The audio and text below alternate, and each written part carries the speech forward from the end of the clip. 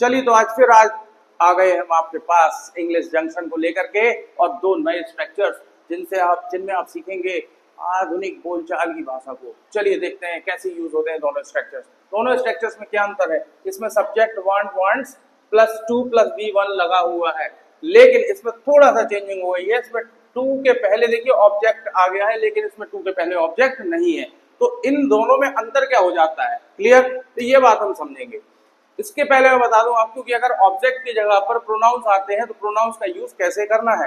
तो देखिए, दिमाग में रखिएगा, सब्जेक्ट और दूसरा होता है ऑब्जेक्ट। सब्जेक्ट में अगर ही आता है तो ऑब्जेक्ट की जगह पर वही ही हिम बन जाता है। शी आता है तो हम क्या बना देते हैं? हर।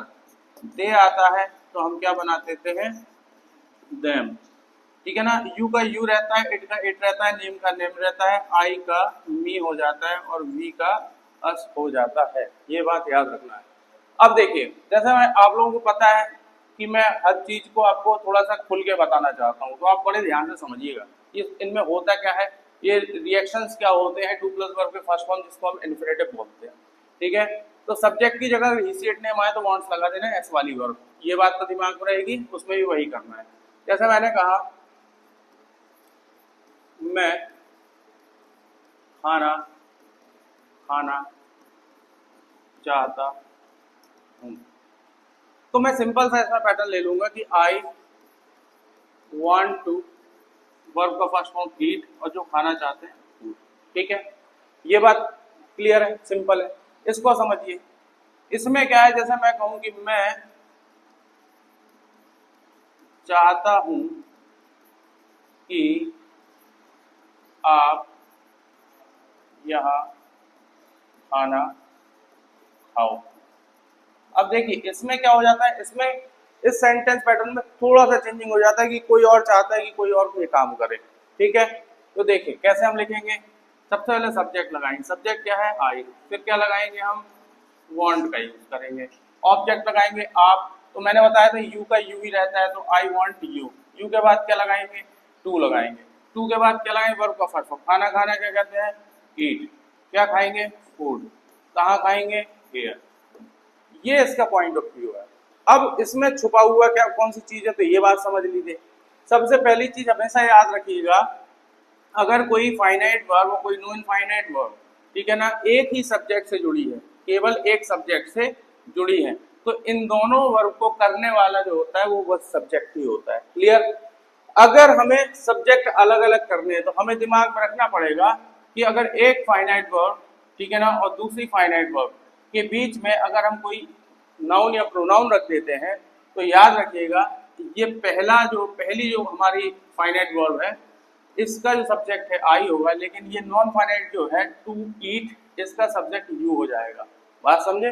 तो दोनों के काम करने वाले लोग अलग हो जाएंगे। तो हमने कहा I want you to eat food here. ये चीज आपको माइंड में रखनी है। इसके बाद अगर चाहे तो इसमें जिसे नेगेटिव बना सकते हैं आप, तो नेगेटिव में वही प्रेजेंट इंडेफिनिट का फॉलो करना है आपको। प्रेजेंट इंडेफिनिट का अगर नहीं बनता है तो आपको दिमाग में रखना है कि मेरा वीडियो जो पड़ा हुआ है मिनी मैराथन के नाम से, उसको देखिएगा पूरा तो समझ में आ जाएगा। प्रेजेंट इंडेफिनिट का यूज है। अगर हम इसको पास्ट में करना चाहते हैं, जैसे कि हम कहें कि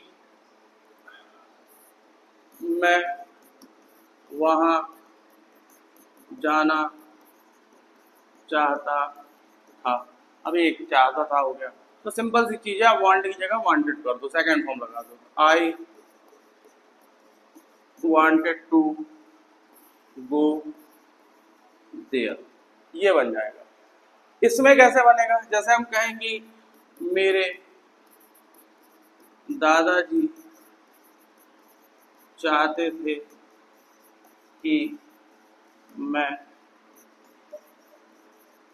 टीचर बनूं।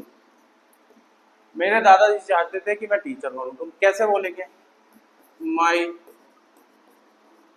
ग्रैंडपा। अब लगाएंगे वांटेड। किससे चाहते थे? मुझसे। तो मुझ में क्या मतलब आई का मी कर देंगे। ठीक है? तो wanted me to become a teacher. ये पैटर्न होते हैं इनके पास्ट में। तो आप लोगों को अगर ये वीडियो अच्छा लगा तो आप please like share and subscribe करें, और कोशिश ये करेंगे हर उस बच्चे के पास वीडियो पहुंचे जिनको इन चीजों की जरूरत है। ओके, सो गुड लक, फिर मिलते हैं।